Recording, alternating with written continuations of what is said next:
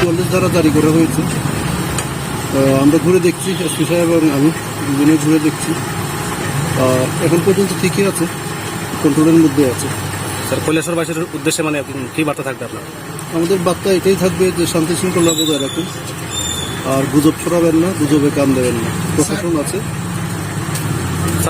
প্রকাশ্যে থানার সামনে এই ধরনের স্টেপ হলো, আপনি এই ব্যাপারে কি বলছেন? না, এটা দেখছে সিসিটিভি আর কি লাগানো ছিল স্যার? আসামি কি গ্রেপ্তার করা হবে স্যার? হ্যাঁ, নিশ্চয় নিশ্চয়।